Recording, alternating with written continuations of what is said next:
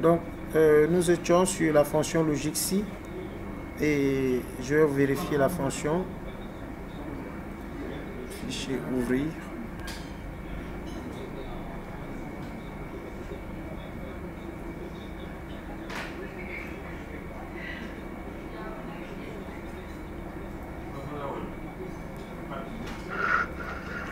Alors, ici, statut. Alors, ici, je partage. Je ne sais pas si vous voyez mon écran.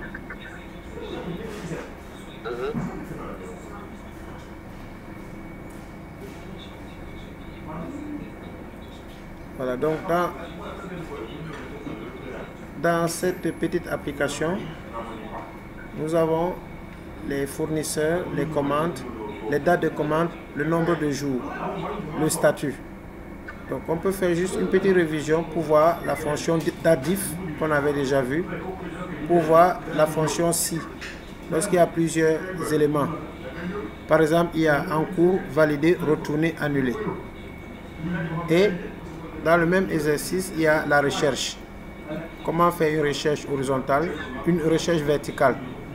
Et là où il y a aussi la liste déroulante, comment mettre une liste de données. Donc c'est un petit exercice qui fait la révision d'un certain nombre de choses. Vous voulez que je vous envoie ça et j'efface les solutions ou bien? Pour réviser? Oui. Est-ce qu'on peut... Allez-y, après on va essayer. Voilà, donc je peux directement faire la révision. Donc je vais effacer les données ici. Et là, je vais aussi effacer. Donc, ici aussi, j'efface. Au début, c'est qu'on a les fournisseurs. On a décidé de mettre F01. Et pour avoir les autres fournisseurs, on tire et automatiquement, on a les 12 fournisseurs. Vous voyez mon écran? Oui. Voilà, donc on a les 12 fournisseurs. Maintenant, la durée ici, on veut calculer la durée de la commande. C'est-à-dire la date du jour et la date de commande. Quelle est la durée, le nombre de jours effectués. Pour cela, on va utiliser la commande DATDIF. La commande DATDIF, on l'a vu que c'est égal DATDIF. Et nous avons dit que c'est une commande qui n'existe pas dans les versions récentes, mais elle est prise en compte. Donc DATDIF va prendre 3 arguments. Elle va prendre la date, la plus ancienne date, c'est-à-dire la date de la commande, point virgule, la date du jour qui est la plus récente, aujourd'hui, point virgule, et l'intervalle qui est D pour dire en nombre de jours. C'est ça la fonction DATDIF, son fonctionnement. Donc D c'est en nombre de jours, Y c'est en année et M c'est en mois. Donc si je valide, automatiquement il trouve 33 jours. Et avec double clic, on a le reste de jours. Madame Diane, c'est bon? Je peux continuer? Oui.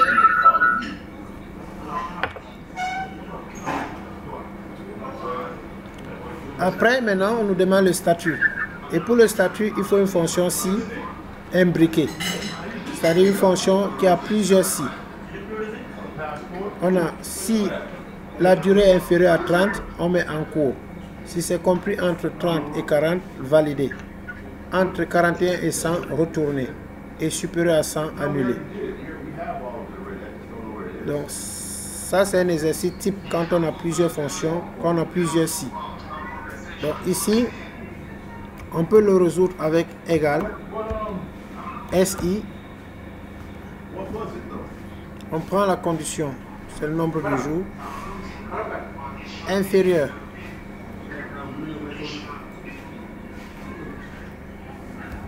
Là, sélectionner, copier. Si le nombre de jours est inférieur à 30, point virgule. C'était quel clavier, Là, j'ai utilisé la table des caractères parce que j'ai pas, dans mon clavier, je n'ai pas la touche. Donc, la table des caractères me facilite la manipulation. Donc, si c'est inférieur à 30, comment? C'est inséré. Oui, oui, je l'ai agrafé, je l'ai épinglé sur la barre des tâches. Ok, d'accord. Donc, je fais la recherche, je tape des caractères, je l'épingle parce que je l'utilise constamment. D'accord. Donc, inférieur à 30, point virgule, c'est en cours. En cours, entre griffes. Point virgule, donc un si dans un si. Si, toujours le nombre de jours, cette fois-ci, inférieur à 40, inférieur ou égal à 40, parce que 40 fait partie. Inférieur ou égal à 40, point virgule, j'ai la commande qui est validée. Point virgule. Toujours si le nombre de jours est inférieur ou égal à 100. Inférieur ou égal. Donc il faut insister sur les égalités parce que 100 supérieur à 100 n'est pas égal à 100. Donc inférieur ou égal à 100, point virgule, retourner. Point virgule, sinon c'est le dernier cas, on ne le gère plus parce que le nombre de si est égal au nombre de conditions moins 1. Dans le dernier cas, c'est annulé. Et on va refermer la parenthèse. Nous allons fermer 3 fois parce qu'on a ouvert 3 fois. Donc voilà la fonction si à imbriquer qu'on pouvait avoir ici dans ce cas de figure. Si je valide, L'ouverture 3 fois, je n'ai pas vu si et si. j'ai ouvert. Ouvert 3 fois. Si, j'ai ouvert d'abord le premier égale si Oui. dans D2, première fois. Le deuxième inférieur ou égal à 40. Alors ici, j'ai pas. Après valider, il faut un si. SI, voilà, donc la troisième fois est là. Parce que quand on dit valider, c'est un si dans un si, il faut un autre si. On dirait que Madame Jane ne voit pas l'erreur, hein? Elle n'a pas vu l'erreur là. C'est une vraie. Elle s'était éloignée un peu. Ah d'accord. Là c'est bien. Donc vous avez bien compris là, comment elle fonctionne. Si on ouvre 3 fois, on doit fermer 3 fois effectivement. Ça montre que vous suivez. Vous êtes en train de valider les sous. Merci. Donc c'est ça. Alors si je valide, je pense qu'il n'y aura pas d'erreur. Voilà. Valider. Donc en faisant double clic ici, on revoit la formule. Et là, si on tire, voilà ce que ça donne. Donc, on va continuer maintenant ici. Bon, je peux faire le même travail qui est ici, là. C'est-à-dire, il s'agit... Pardon. CTRL C, je le mets ici. Voilà. Il s'agit ici d'avoir une liste déroulante qui donne tous les fournisseurs. De telle sorte que si on choisit un fournisseur, que la machine affiche le montant de la commande, la date de la commande, le nombre de jours et le statut. Donc ce qu'on appelle une recherche verticale. Alors on aurait dû le faire dans une autre feuille comme je l'ai fait ici. C'est-à-dire on peut prendre une autre feuille parce que la personne qui le fait n'a pas besoin de voir les données ici. Donc ce serait juste une liaison envers les feuilles. Donc on peut le faire dans la même feuille, comme on peut le faire dans une autre feuille, ce serait une liaison entre des différentes feuilles. Qu'est-ce que vous proposez? Qu'on le fasse dans la même feuille? Ce n'est pas même dans la même feuille, on peut le faire. Oui, oui. Le principe sera le même, sauf que si c'est dans une autre feuille, il faut ouvrir la feuille parente. Il faut ouvrir la feuille C'est-à-dire que ça ce serait la feuille père et là ce serait la feuille fille. Donc si je suis dans une autre feuille... Malik veut entrer, hein? Ah, il veut entrer, d'accord, je vérifie. Ouais. Ok. Quelqu'un veut assister à l'appel, alors je vois. Je vais l'envoyer, après il va nous l'envoyer. Tout accepté. C'est bon. Donc Malik est accepté. Bonsoir Malik. On essaie sur une feuille séparée. Comment? On essaie sur une feuille séparée. D'accord. Sur une feuille séparée, ça dit voici la feuille de départ. Ici. Alors, si nous voulons le faire dans une autre feuille, une feuille séparée, je peux prendre une nouvelle feuille que j'appelle recherche commande. Donc, je vais copier juste les en-têtes dans recherche commande ici quelque part. Voilà. Et maintenant ici, je mets un peu de, je mets les bordures. Et sachant que là, je mets la liste ici des fournisseurs. Donc le champ actuel qui s'appelle E2, on ne va pas le saisir. Donc on va juste choisir dans la liste et dès qu'on a le numéro du fournisseur, la liste s'affiche. Et pour cela, on va faire la liaison entre la feuille recherche commande et la feuille qui s'appelle commande. Donc comment mettre la liste de données? Vous allez sur le menu données, validation des données. Et on choisit, au lieu de tout, on choisit liste. Dans l'icône autorisée, on prend liste. Dans la source, il faudra donc aller dans la feuille concernée. C'est ça la différence. Cliquez sur commande, sélectionnez les données ou bien sélectionner carrément la colonne parce qu'on peut avoir des données de 3000 lignes. Donc on sélectionne toute la colonne et on met OK. Automatiquement, on va voir que la liste est établie et elle comporte tous les matricules, tous les numéros de commande, les numéros de fournisseurs. Est-ce que vous pouvez revenir un peu en arrière? Oui, on va faire Astafroullah pour revenir. Donc, on reprend. Alors, comment insérer une liste de données? À partir du menu Données, on clique sur Validation des données. Je ne sais pas si vous voyez. Validation des données. Dans Validation des données, je ne sais pas si l'écran s'affiche, mais je vais vérifier. Non. La petite boîte de dialogue ne s'affiche pas à votre niveau.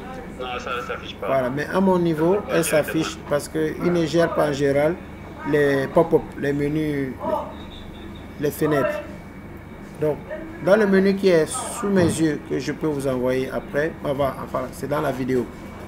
Là, dans Autoriser, vous prenez Liste. Dans Autoriser Liste. Et dans Source. Alors, malheureusement, vous ne voyez pas mon écran. Mais il y a une petite fenêtre qui a Autorisé et Liste. Donc, dans Source, dans le menu Source, vous allez directement cliquer sur la commande, c'est-à-dire sur la feuille commande qui contient les différents matricules, les codes des fournisseurs. Et je vous écris la formule. Je l'envoie dans la discussion, dans la partie messagerie. Regardez bien dans la partie messagerie, c'est cette formule qui s'affiche, qui signifie simplement qu'il y a une liaison entre la plage de données qui se trouve dans la commande et la cellule. Donc c'est égal commande, point d'exclamation, $A, 2 points, $A. C'est la formule référentielle, référence relative. Vous voyez la formule? Donc c'est cette formule qui permet une liaison entre deux feuilles. Je retourne sur Excel. Et je mets juste OK. Et quand je mets OK, automatiquement, vous voyez, la liste est établie.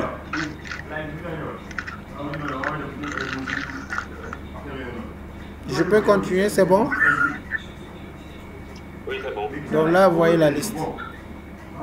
Si je choisis F01, rien ne se passe parce que je n'ai pas encore mis les formules de recherche. Je prends, donc je peux effacer, il n'y a rien pour l'instant. Pour la recherche, ce serait pareil, égal. Je peux utiliser le menu contextuel ou bien la fonction fx, mais je préfère saisir la formule égale recherche v. Alors, valeur recherchée. La valeur recherchée, c'est E2. C'est-à-dire, si on entre un matricule, quand on entre le numéro de fournisseur, il faut qu'il cherche le montant, la date, etc. Donc, pour qu'il trouve le montant, point virgule, la table matrice se trouve dans la feuille commande. Donc, voilà, liaison entre les feuilles. Je clique sur commande et je sélectionne tout le tableau concerné. Je rentre dans la formule, point virgule. La machine me demande le numéro d'index. Le numéro d'index, ça veut dire le montant de la commande se trouve sur quelle colonne. Le numéro index colonne. Le montant de la commande, c'est la colonne numéro 2. Point virgule.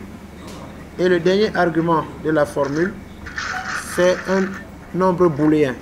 La valeur proche, c'est 0 ou 1. 0 si nous voulons avoir la valeur exacte et 1 si nous voulons avoir une valeur proche. Donc c'est 0 qui est recommandé. Et on appuie sur Entrée. Automatiquement, il nous met JSNA. Je vais vous laisser pour la révision l'interprétation de JSNA. Non applicable. Oui, pourquoi? Parce que nous voyons bien qu'il n'y a aucun fournisseur n'a été saisi. Donc, not available parce qu'il n'y a pas de fournisseur. Si je prends le F01, on voit bien que le montant c'est 2 millions. Si je prends le F03, 4 millions. Si je prends le F010, 11 millions. On va vérifier. F010, c'est 11 millions. C'est bien ça. Donc la recherche est correcte. Tout ce que je fais, c'est donc de changer un peu la mise en forme, de prendre le séparateur de milliers et un peu de changer la police. Par exemple, Arial, la taille, je peux ajuster 16. Et je copie la mise en forme au niveau du numéro du fournisseur. Tout ça, je peux l'aligner à droite. Donc, là, on vient de faire la recherche sur le montant commande. Je vais copier cette formule parce que ce serait la même formule, mais je vais juste la copier et, pardon, je vais la copier vers ici et je la rends intelligente. Vous voyez, c'est la même formule, mais pour aller vite, au lieu de faire encore recherche, je copie la formule. En fait, j'ai tiré. Je peux prendre la même formule partout ici. Maintenant, là, je fais double-clic. Et qu'est-ce que je vais changer? La recherche se fait toujours sur E2. Donc, au lieu de E3, je mets E2. Alors, ici, il y a un problème. J'ai mal fait, donc l'astuce que j'ai faite n'est pas bien. Donc, la formule est là. Qu'est-ce qui change dans cette formule? C'est E2. E2 reste le même. La plage reste la même. Ce qui va changer, c'est au lieu de 2, on aura 3. Donc, voilà l'élément qui change. C'est uniquement l'index colonne ligne. Numéro index colonne, c'est le seul élément qui change dans cette formule. Un instant, il faut que je branche ma machine.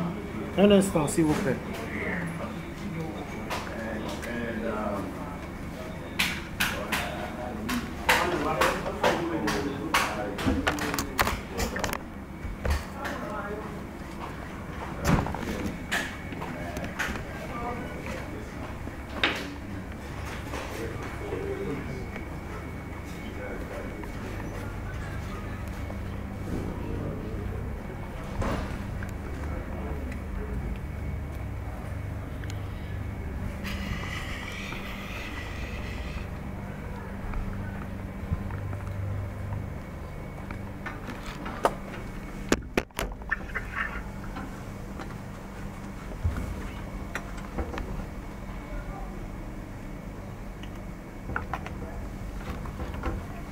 Voilà, excusez-moi. Là, je suis en plein air. Je me suis déplacé. Voilà, donc, excusez, je suis là. Je disais que ce qui change ici, c'est le numéro index colonne. Donc, stratégiquement, je peux mettre un apostrophe ici avant égal, je mets l'apostrophe. L'apostrophe me permet simplement de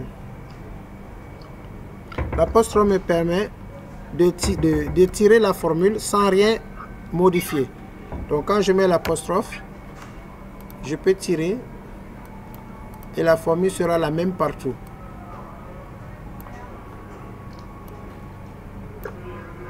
Voilà, donc l'apostrophe me permet d'avoir la même formule. Si j'enlève l'apostrophe, je fais entrer, j'ai ceci. Au niveau de la date commande, avant d'enlever l'apostrophe, ce qui change, c'est le 2 simplement qui devient 3.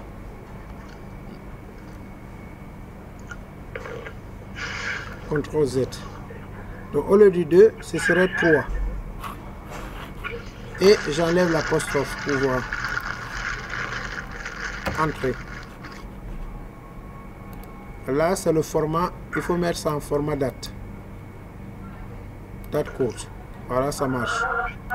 Ici, au nombre de jours, je vérifie. Le nombre de jours, c'est 1, 2, 3, 4. Et là, c'est 5. Donc, je reviens ici. J'enlève l'apostrophe. Donc, tout ce que je fais, c'est enlever l'apostrophe et changer index colonne. Au lieu de 3, au lieu de 2, c'est 4. Entrée. Nombre de jours 160. Le dernier cas de figure, c'est pareil. Au lieu de 4 ici, c'est 5. Parce que le statut, c'est à la 5e colonne. 5. Et voilà. Donc, nous constatons ici que dès qu'on change, on prend le F. Le F12, par exemple. Le F12, on a 13 millions. Le 29, 155 annulé. On va vérifier. F12, 13 millions. Le 25, 155 annulé. Donc, ça marche très bien si on maîtrise bien les formules que je vais afficher. Formule, afficher les formules. Donc, voilà les formules de recherche. Nous voyons que c'est la même formule, mais l'élément qui change, c'est simplement la position, c'est-à-dire le nombre index colonne. 2, 3, 4, 5. Mais c'est la même formule. La recherche se fait sur le numéro. La plage est la même. Le 0 est partout. Donc, voilà un peu les indications sur la commande de recherche. Est-ce que vous pouvez revenir sur la cellule E2? E2, oui. E2, c'est... Dans la cellule E2, je n'ai pas utilisé de formule. J'ai fait une liste de données. Voilà, liste. Oui, comment insérer une liste de données? Voilà, je vais d'abord supprimer dans la liste. Comment supprimer la liste? C'est la même méthode. On va dans données, validation des données, effacer tout. OK. La liste est supprimée, il n'y a plus rien. Maintenant, comment mettre la liste de données? On se positionne dans la cellule. À partir du menu données, nous choisissons validation des données. Au niveau, bon, maintenant, ici, la suite, vous n'allez pas, vous allez voir ça dans la vidéo. Parce qu'il y a un menu qui s'affiche, un écran qui parle de validation des données avec option, message de saisie, alerte.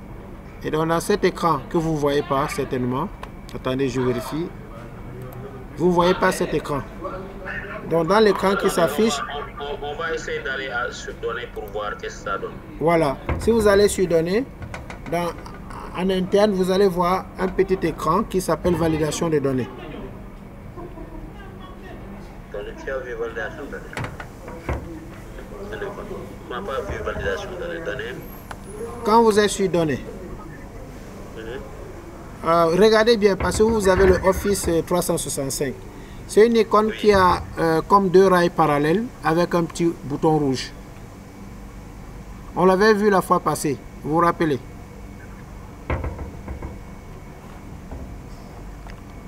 Sinon, je... Oui, on a vu, oui. Voilà. Oui, oui, validation des données. Voilà. Et dans validation des données, par défaut, c'est sur le menu options. Dans le menu, vous aurez autorisé 2 points. C'est dans ces listes déroulantes, c'est aussi une liste. Vous choisissez le mot liste. Autorisé liste, oui, oui. Alors, dans source maintenant, dernière étape, dans le menu source, dans la case rectangulaire source, il faut aller dans, il faut sélectionner la colonne concernée. Et dans le cas de figure, oui, toute la colonne, parce qu'il suffit de cliquer sur le nom de la colonne et toute la colonne est sélectionnée. Donc moi, je vais d'abord dans commande et je clique sur A. Quand vous prenez la colonne A, il prend toute la colonne. Et ça, c'est utile quand vous avez 1000 enregistrements, 3000 et 4000. Vous n'allez pas passer le temps à sélectionner manuellement. Il est conseillé de cliquer sur le nom de la colonne et la machine sélectionne toute la colonne.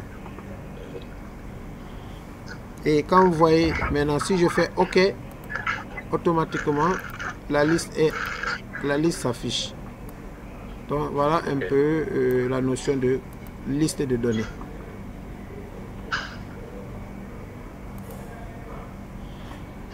Voilà, donc en gros, la révision a porté sur la diff, sur le calcul d'une durée en nombre de jours, sur la fonction imbriquée, la fonction avancée ici, la fonction de recherche.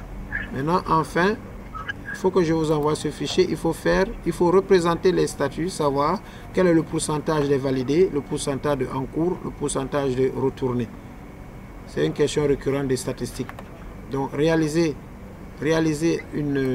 un graphique en secteur avec des pourcentages qui montrent la répartition de la colonne statut.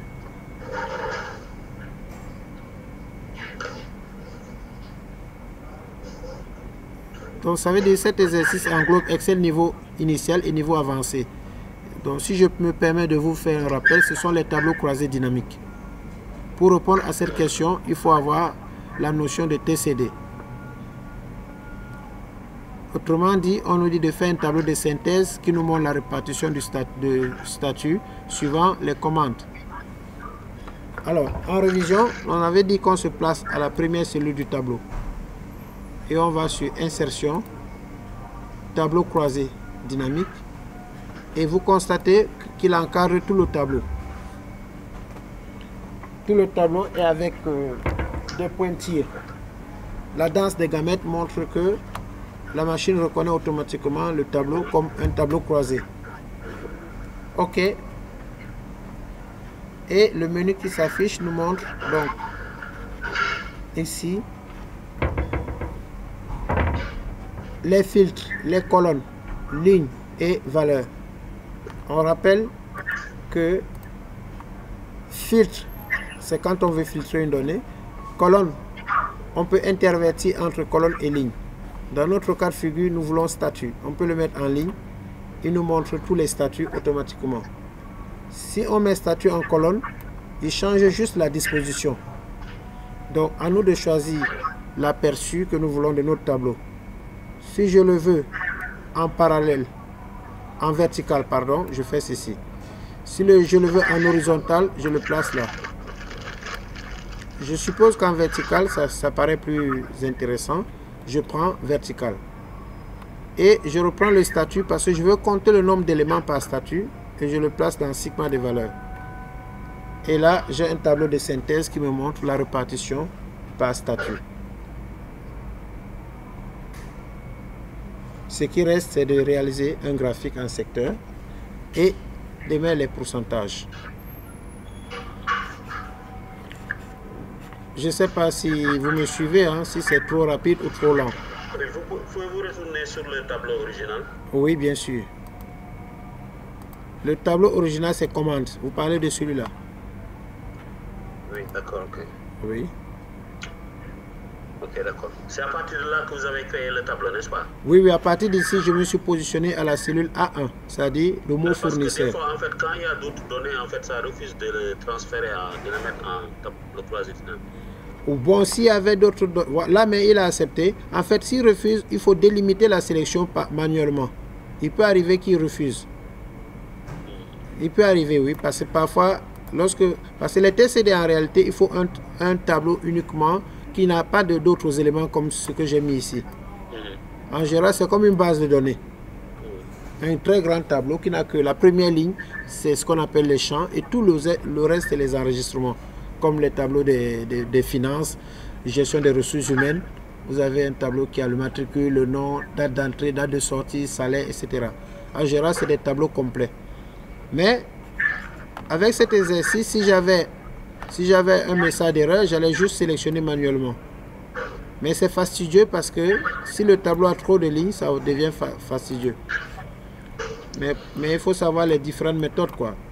Là, j'ai fait A1 et j'ai fait insertion, tableau croisé dynamique, et il a sélectionné uniquement ceci parce que, ouais, inférieur n'est pas à côté de la dernière ligne. Si inférieur était à côté de la dernière ligne, je suis sûr qu'il allait prendre tous ces éléments vides. Donc, il faut comprendre comment ça fonctionne. C'est cette ligne qui fait qu'il s'arrête au niveau de la ligne, au niveau du fournisseur F012. Et voilà, vous faites OK. Donc, le statut étant l'élément du groupage, je prends statut dans ligne. Et vous reprenez statut dans segment de valeur. Donc, c'est ça notre tableau de synthèse. Évidemment, le TCD n'habille pas les tableaux. On va le copier si on veut l'amener dans Word pour avoir un tableau correct parce qu'il dit nombre de statuts. Là, on devait dire peut-être le nombre de... On devait mettre ici nombre et là-bas pourcentage. Donc, ce qui nous intéresse ici, c'est savoir la répartition. Donc, nous allons cliquer dans Insertion, Secteur, et nous prenons secteur 3D par exemple. Sur le secteur 3D, à partir du menu Création, on peut avoir les pourcentages. Et là, on voit donc que les encours ont le plus grand pourcentage. Il y a beaucoup plus de commandes qui sont en cours et suivi des commandes annulées 25%. Donc c'était ça l'objectif, pouvoir représenter, interpréter graphiquement la colonne statut.